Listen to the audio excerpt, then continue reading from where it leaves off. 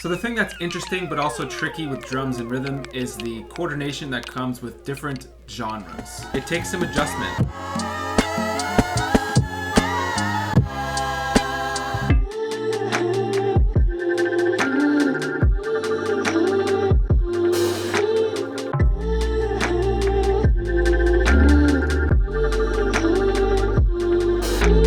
That one I just played you is 72 BPM. There's no shortage of throwback hip hop, soul, like down tempo type MPC beats. But what about the faster tempo brackets?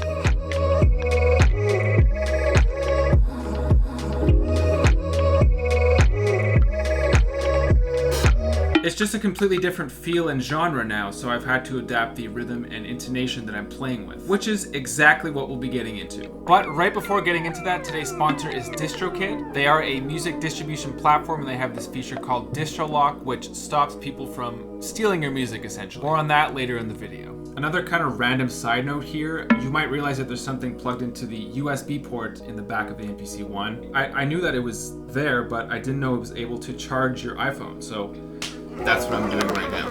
So if you need an extra port, the MPC One has got you covered. So whatever machine you're using, this video is more about the physical act of actually playing these parts, so it could be applied to anything with pads, basically. And here's how I do it, my friends. Let's start off with a quick pad breakdown. I'm going to assume that you have some sort of basic command over your machine, whether it's chopping or pitching samples. If you're an MPC user and you're just not feeling comfortable with this is a video for you. This pad setup that I'm using is very standard. Kick, snare, or clap, hi-hat, open hi-hat. And then I have my sample chopped over these 10 pads. In this instance, I have 2 samples or layers that I'm using, so this one is chopped over 6 pads.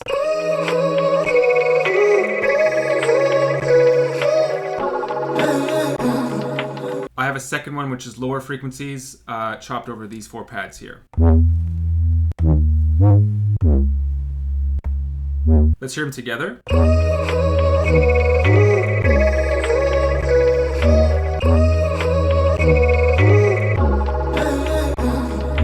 So each pad is chopped into 2 beats, which I find is just like a perfect length. It's long enough to give you that space to actually play your drum parts and short enough for you to get creative with it, make it your own thing. And then finally, I have my acoustic toms up here, which I could use for a fill. These are from my acoustic drum sample pack called Meat and Potatoes, and I just love the organic feel that they have.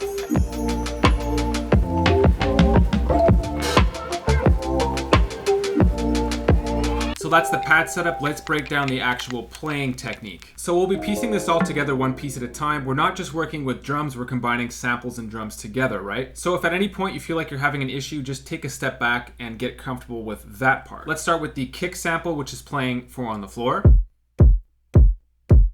If you're able to, I urge you to count along with this. So 1, 2, 3, 4, 1, 2, or if you're comfortable, 1 and 2 and 3 and 4 and 1 and 2 and 3 and 4 and. We're counting the ands or the eighth notes because those are the subdivisions that the hi-hats will be playing later on. You might feel a little bit embarrassed to count out loud, I understand that, but this is the best way of building a strong rhythmic foundation. It also just gives you a clear idea and understanding of where you want your parts to be placed within the pattern. Let's do the same thing with the sample.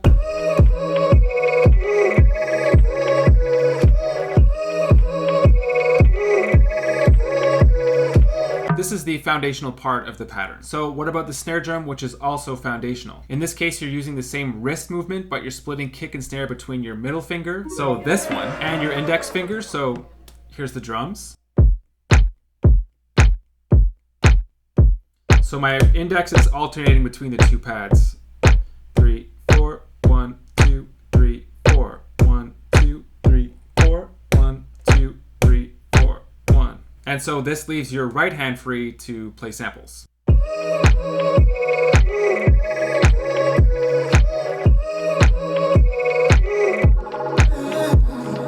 The next basic element is hi-hats, which are playing on all of the upbeats, so the ands. Let's hear it with kick, 1 and 2 and 3 and 4 and snare, 3, 4, 1 and 2 and 3 and 4 and 1 and 2 and 3 and 1 and 2 and. Up until now, I've been playing 2 samples with my right hand, so that's index as well as middle finger. I'm going to go back to just playing one sample at a time. It's a bit simpler.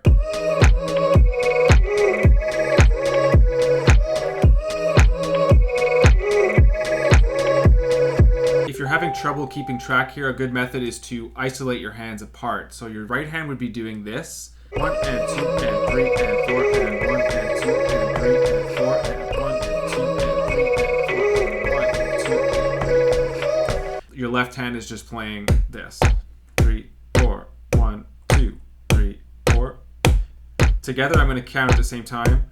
2, 3, 1, 2, and 3, and 4, and 1, and 2, and 2, 3, and 4, and 1, and 2, and 3, and 4, and 1, and 2, and 3, and 4, and 2, and 3, and 4, and 2, and 3, and 4, and... It seems quite simple, but there's some tricky little elements to coordinate everything together. I'll give you a little pro tip as well. I'm not sure if this is specific to the MPC, but with my left hand, I notice that if I'm tense with it,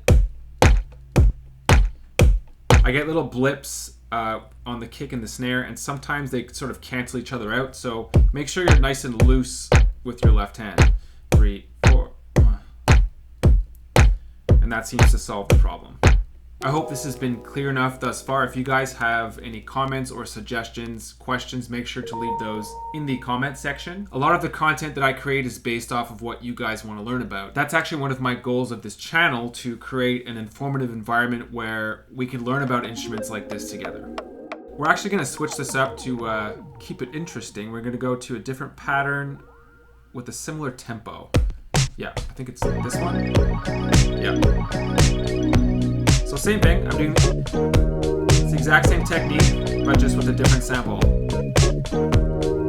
The very first variation I'm going to suggest is to keep the exact same pattern, but switch up the order of the pads.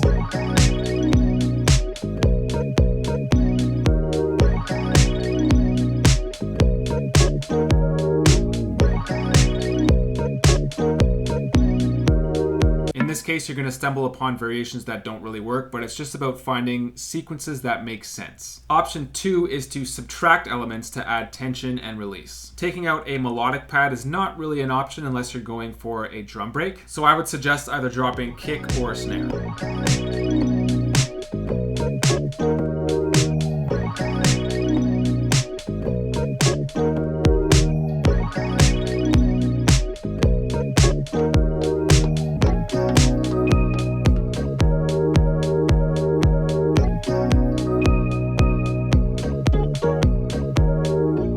So two great simple options for transitions. Here's where we get to the more complex part of the video. We're gonna deal with 16th notes. For those of you who don't know, 16th notes are just a smaller subdivision of notes. So up till now we've been counting 1 and 2 and 3 and 4 and, which is a 8th note subdivision of notes. If you split that again, you get a 16th note subdivision. So 1E and a 2E and a 3E and a 4E and a. We won't worry about counting such small subdivisions at this point, but essentially you're able to mix your samples in between your hi-hat notes, which you're playing on the upbeats, on the ands, which means that you'd be playing those smaller subdivisions on 16th notes. We're going to change the pattern again, and I'll show you an example.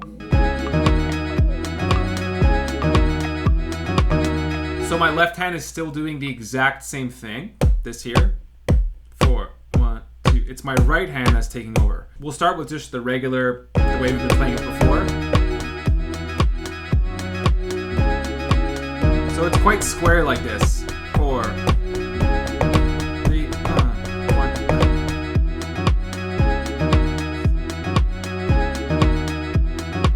Because we're playing those samples on the upbeats, it's sort of giving like a forward moving motion. As opposed to this. Sorry. This. Right?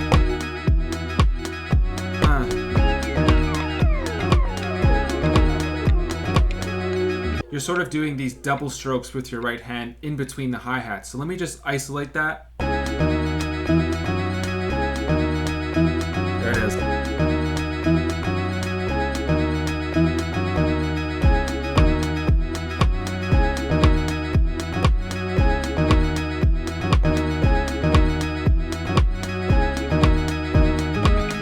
this enough for you guys? If you want me to go a little bit deeper into this rhythmic concept, let me know in the comment section of this video. Now let's take a look at that DistroKid feature that I mentioned earlier in the video. First off, why has stealing other people's music become a thing? Stop jackasses from stealing your music and uploading it to streaming services without your permission. This is a necessary and free feature for DistroKid users. It's called Distro Lock. They could actually block people from uploading to streaming services without your permission, which unfortunately is a thing these days. Anyone who tries to upload, you're going to receive a notification from DistroKid and you're able to block them. It's crazy that this is a thing, but we need this. They actually have a bunch of other free promotional tools that I've used on every single one of my releases. So if you're looking to distribute your music, there is a 7% discount link in the description of this video. There is a ton for you guys to work with here. Like I said, make sure to take it one step at a time. If you are on the edge of buying an MPC, I invite you to use the affiliate link in the description of this video. If you do use the link, I would make a small commission off of that sale at no extra charge to you. So that's just one of the best ways of supporting this channel. If you found this content to be informative, I hope that you subscribe to this channel, and